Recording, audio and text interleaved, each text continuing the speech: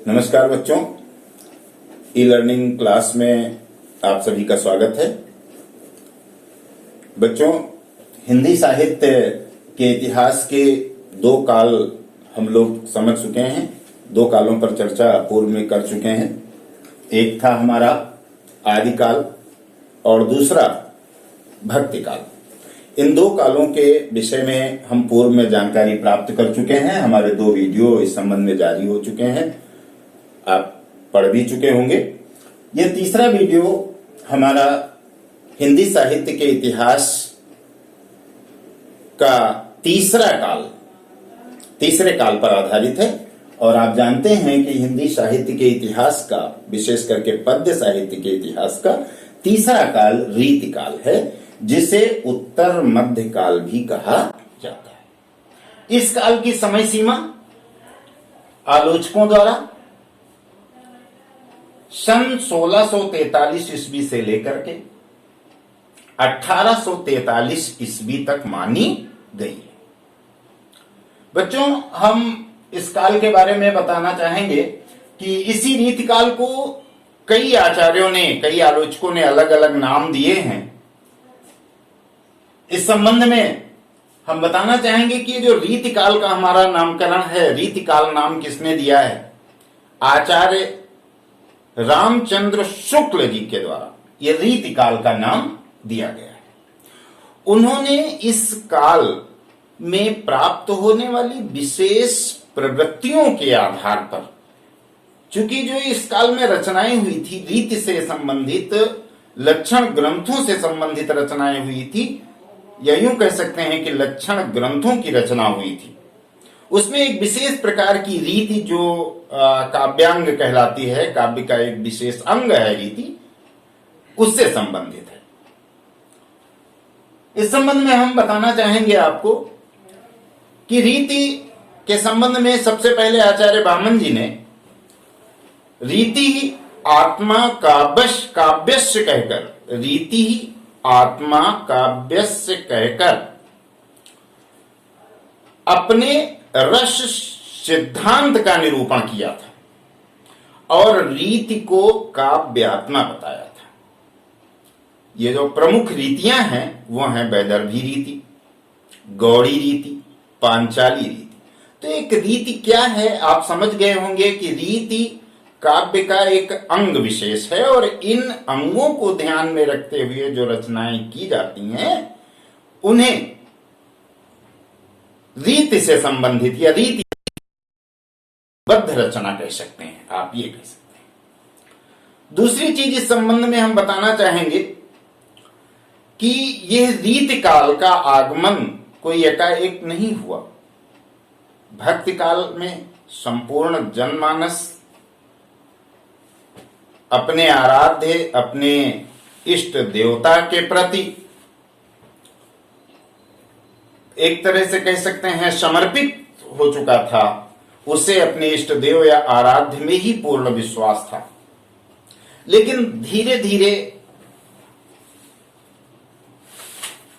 कह सकते हैं कि विदेशी संस्कृति के हावी होने पर या मुस्लिम संस्कृति के स्थापित हो जाने पर हमारे यहाँ राज दरबारों में विलासिता की प्रवृत्ति बढ़ी।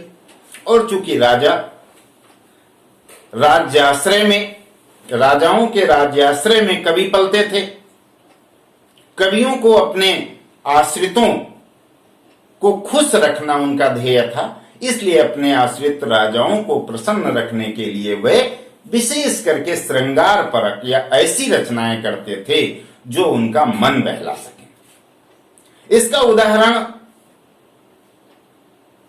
बिहारी हैं। कवि और बिहारी इसके सबसे प्रसिद्ध उदाहरण कहे जा सकते हैं। कवि और बिहारी आमेर के राजा जयसिंह के राज दरबारी थे, उनके दरबार में कवि थे, और वह प्रतिदिन, ऐसा सुना जाता है कि प्रतिदिन एक दोहा लिख करके उन्हें भेजते थे, और जिसके बदले में जयसिंह जी उन्हें एक स्वर्ण मुद्रा भेंट करते थे। तो ऐसे ही लगभग सभी कवि जो रीतिकाल से संबंध रखते हैं, रीतिकालीन कवि हैं, वो सब किसी न किसी राजा के दरबार में रहते थे, किसी न किसी राज्याश्रय में रहते थे। चाहे वो भूषण हो, चाहे वो केशव हो, केशव इससे अलग आते हैं, भूषण हो सकते हैं, बिहारी हो सकते हैं, कई ऐसे कवि जो राज आश्रित रहते थे। इन कवियों को अगर हम देखें तो कई भागों में हम बांट सकते हैं, लेकिन उसके पहले हम ये बता दें आपको कि इस काल के और कई नाम हैं। उसमें से जो पहला नाम है हम आपको बताना चाहेंगे कि इसे कुछ लोग अलंकृत काल भी कहते हैं। कुछ लोग इस काल को अलंकृत काल भी कहते हैं, अलंकृत काल। और कौन कहता है अलंकृत काल? ये नाम दिया गया है मिस्र बंधुओं के द्वारा, मिस्र बंधुओं के द्वारा। दूसरा नाम जो इसका बहुत प्रसिद्ध है वो श्रृंगार काल है। कुछ लोग इसे श्रृंगार काल भी कहते हैं। ये श्रृंगार काल किसने दिया है? ये दिया है पंडित विश्वनाथ प्रसाद मिश्र ने। विश्वनाथ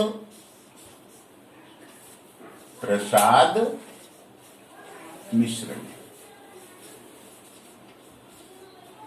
और एक नाम इसका और विशेष प्रसिद्ध है, इंटरमीडिएट के बच्चों के लिए बड़ा उपयोगी रहेगा, वो है कला काल। कला काल। और यह नाम दिया गया है डॉक्टर रसाल के द्वारा। तो एक और बता ही चुके, जो ऊपर रीति काल है ये आचार्य रामचंद्र शुक्ल जी के द्वारा दिया गया है। रीति काल, यह नाम आचार्य रामचंद्र शुक्ल जी के द्वारा दिया गया है।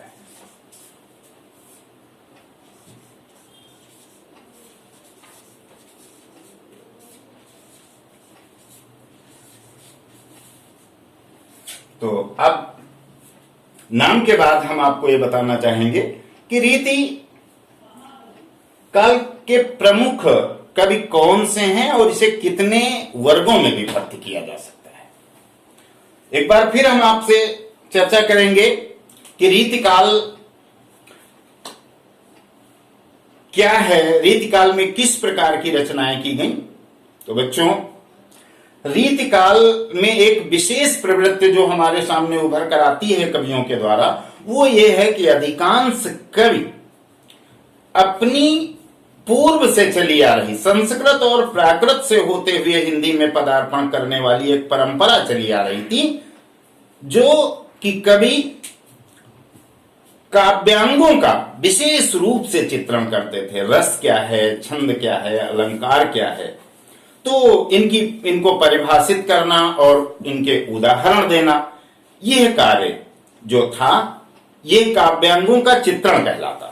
तो जो भी कवि काव्यांगों का चित्रण करते हुए रचनाएं करते थे, उन सभी कवियों को रीति कवि कहा गया, या यूं कह सकते हैं कि रीतिबद्ध कवि कहा गया।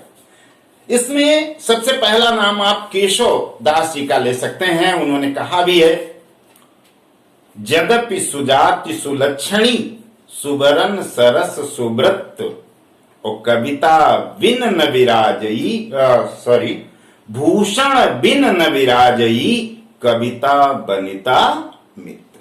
समझ गए होंगे बच्चों। तो इस तरह से अगर हम देखें तो उन्होंने स्पष्ट कहा है कि भूषण बिन न विराजई कविता बनिता मित्र।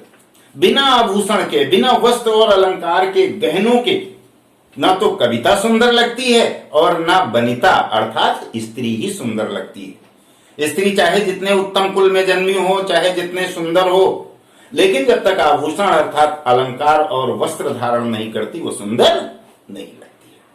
उसी प्रकार काव्य भी चाहे जितने अच्छे कवि के द्वारा सृजित हो, लेकिन जब तक उसमें अलंकार नहीं होते, उसे अलंकारों के द्वारा सुसज्जित नहीं किया जाता, तब तक वह सुंदर नहीं होता, ऐसा मानना था हमारे रीतिकालीन कवियों का, रीतिबद्ध कवियों का। तो काव्यांगों का विशेष चित्रण करना और अपनी प्राचीन संस्कृत से चली आ रही जो उनकी परंपरा थी उसको आगे बढ़ाना, पुनर्जीवित करना ही रीतिकालीन कवियों का ध्येय रहा है, इनका मुख्य उद्देश्य रहा है। अब हम इसमें यह देखेंगे कि इस रीतिकाल में जो तीन तरह के कवि हमें दिखाई देते हैं वो क्या हैं।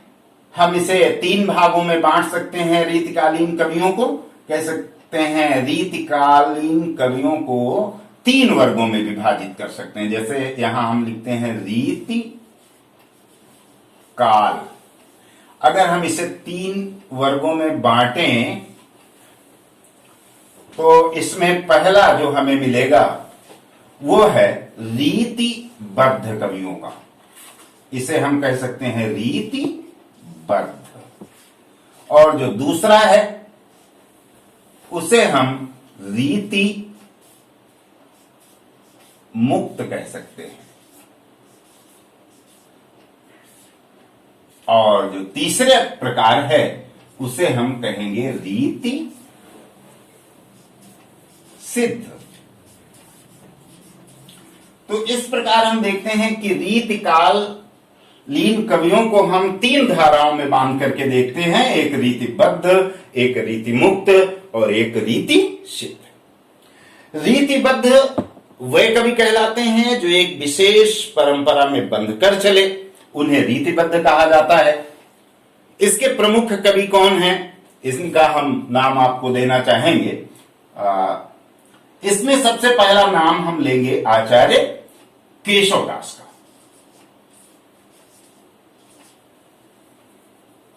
आचार्य केशव का। दूसरे इसके प्रमुख कवियों में चिंतामणि को कह सकते हैं, चिंतामणि।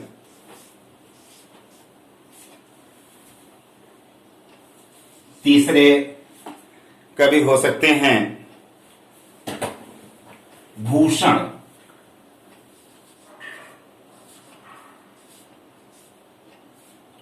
और चौथे कवि केशवदास, चिंतामणि, भूषण, मतिराम, पद्माकर। मतिराम,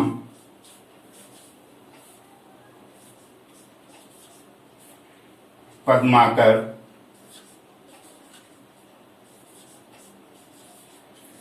आदि। ये सभी कवि रीतिबद्ध धारा से संबंध रखने वाले हैं।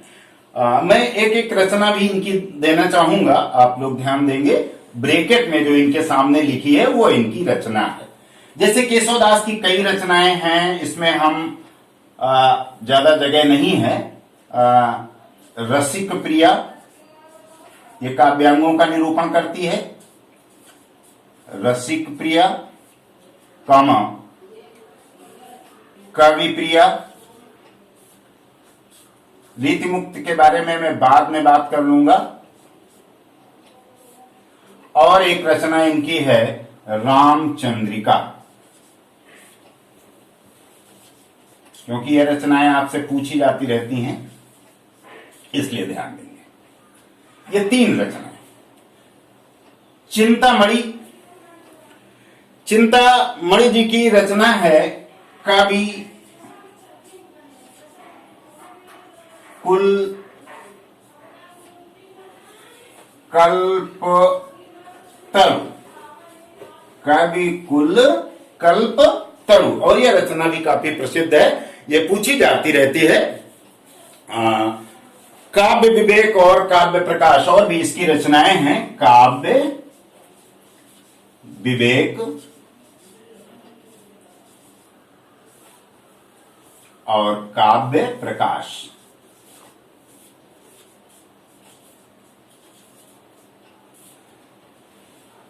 फिर भूषण आते हैं, और भूषण की जो रचनाएं हैं वो हैं, सबसे पहली रचना भूषण की हम कह सकते हैं शिवा बावनी छत्रसाल दशक।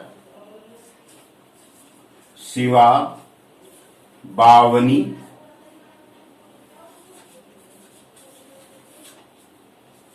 छत्र, साल, दशक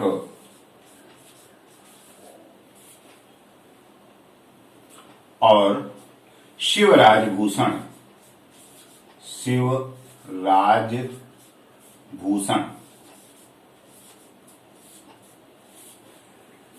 मतीराम, मतीराम की प्रसिद्ध रचना है रसराज, रसराज, ललित ललाम और मतीराम सतसई, मतीराम सतसई।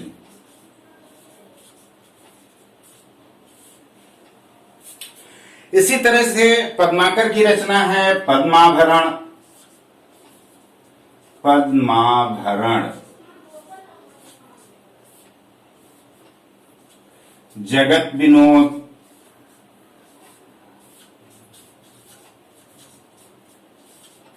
और गंगा लहरी, गंगा लहरी। तो इस प्रकार हम देखते हैं कि ये सभी कवि रीति मुक्त के हैं, सॉरी रीति बद्ध काल के हैं। सभी कवि जो हैं वो रीति बद्ध के हैं। रीति मुक्त और रीति सिद्ध कवियों को हम आगे नोट करेंगे।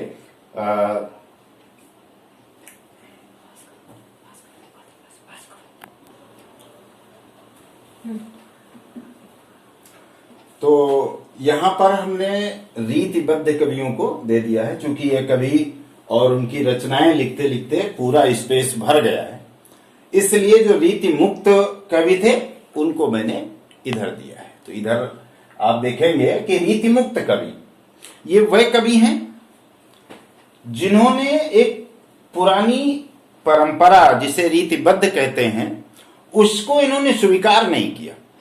इन्होंने ना तो लक्षण ग्रंथों की रचना लिखी और ना ही उसके उदाहरण स्वरूप कोई रचना लिखी। ये अंतःकरण की स्वच्छंद उड़ान को, प्रेम की स्वच्छंद कल्पना को इन्होंने यहां पर साकार करने का प्रयास किया है। ये अपने मन की स्वतंत्र कल्पनाओं को यहां पर स्थान देने का प्रयास किए हैं। और इनमें प्रसिद्ध कवियों में है घनानंद, आलम, बोधा, ठाकुर। ये चार कवि विशेष करके रीति मुक्त कवियों के अंतर्गत आते हैं। घनानंद जी की प्रमुख रचनाएं हैं सुजान सागर, सुजान हित, और एक रचना इनकी है पदावली, जिसे हम यहाँ स्पेस कम होने के कारण नहीं लिख पाए हैं। आलम जी की जो प्रसिद्ध रचना है आलम केरी है। वहीं बोधा की इश्कनामा और बिरह बारिश, ये दो रचनाएं हैं। ठाकुर की ठाकुर ठसक और ठाकुर शतक, ये दो रचनाएं हैं। तीसरे जो कवि हैं वो रीत सिद्ध कवि हैं, और वैसे कहा जाए तो ये रीति काल के प्रतिनिधि कवियों के अंतर्गत आते हैं। अगर आपसे कोई पूछे कि रीति काल का प्रतिनिधि कवि कौन है, तो हम उसमें बिहारी का ही नाम सबसे पहले लेते हैं। तो ये ऐसे कवि हैं जिनकी रचनाएं लक्षण ग्रंथों को देकर तो नहीं लिखी गई, लेकिन सीधे उसके उदाहरण स्वरूप प्रतीत होती हैं। काव्यांगों का जितना सटीक काव्यांग, नक्शिख वर्णन, नायिका भेद, इन सब का बड़ा ही सटीक वर्णन बिहारी जी ने अपनी बिहारी सतसई में किया है। इनकी एक ही रचना है प्रसिद्ध, वो है बिहारी सतसई। तो इस प्रकार से रीति मुक्त, रीति सिद्ध कवियों को भी आपने देख लिया। अब इस प्रकार हम कह सकते हैं कि रीति काल के जो तीन तरह के कवि पाए गए, रीतिबद्ध, रीति मुक्त, रीति सिद्ध, इन तीनों को हमारे छात्र अच्छी तरह से समझ लेंगे, रचनाएं अपनी अभ्यास पुस्तिकाओं में नोट कर लेंगे। अगला, अब देखेंगे कि रीति काल की विशेषताएं क्या हैं। विशेषता को प्रवृत्ति भी कहते हैं। तो बच्चों, रीतिकालीन जो पूरा हमारा साहित्य है, उस काल की क्या विशेषताएं हमें देखने को मिलती हैं, उसकी क्या प्रवृत्तियां हैं, ये आपसे पूछा जा सकता है। बच्चे 9 से लेकर के 12 तक सभी बच्चों के लिए उपयोगी है। ये सभी इसको ध्यान रखेंगे, इसे नोट भी कर लेंगे। तो ये प्रमुख प्रवृत्तियां क्या हैं, हम एक एक का वर्णन आपके साथ कर रहे हैं। तो सबसे जो पहली प्रवृत्ति रीतिकालीन काव्य में देखने को मिलती है वो है लक्षण ग्रंथों की रचना। कुछ लोग इसे रीति ग्रंथ भी कहते हैं। लक्षण ग्रंथ वे ग्रंथ हैं जो काव्यांगों के विशेष अंगों का विवेचन करते हैं, काव्यांगों का चित्रण करते हैं, काव्यांगों का विवेचन करते हैं, उसकी परिभाषा देते हैं और उसका उदाहरण बनते हैं। तो ऐसे ग्रंथ लक्षण ग्रंथ कहलाते हैं। तो रीतिकालीन काव्य में ज्यादातर ग्रंथ हमें लक्षण ग्रंथ मिलते हैं। और दूसरी बात जो हमें विशेषता देखने को मिलती है रीतिकालीन काव्य की, वो है श्रृंगार रस की प्रधानता। अर्थात इस काल का जो साहित्य था, जो काव्य था, उसमें सबसे अधिक यदि कोई रस हमें दिखाई देता है 9 रसों में से, तो वो है श्रृंगार रस। चूंकि इस समय के जो राजा महाराजे थे, जिनके राज्याश्रय में कवि रहते थे, उनका उद्देश्य ही होता था कि श्रृंगार परक रचनाओं को लिख करके, नायिका भेद को लिख करके अपने अपने स्वामी को, अपने अपने राजा को प्रसन्न रखना, उन्हें खुश रखने का प्रयास करना। इसके परिणाम स्वरूप श्रृंगार रस की प्रधानता देखने को मिली।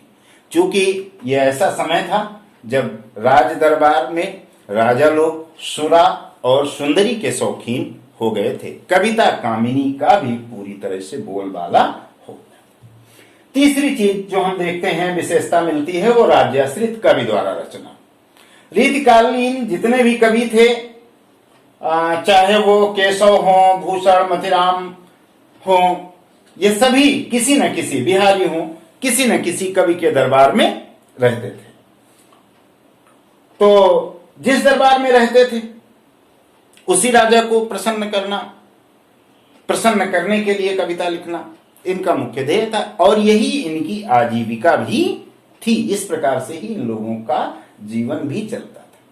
चौथी चीज अलंकारिकता देखने को मिलती है कि यह रीतिकालीन काव्य में सर्वत्र अलंकारों पर जोर दिया गया है। बहुत ज्यादा अलंकार, इतने कहीं कहीं ऐसे ठूंस करके अलंकार भर दिए गए हैं कि उसकी स्वाभाविकता तक नष्ट हो गई है।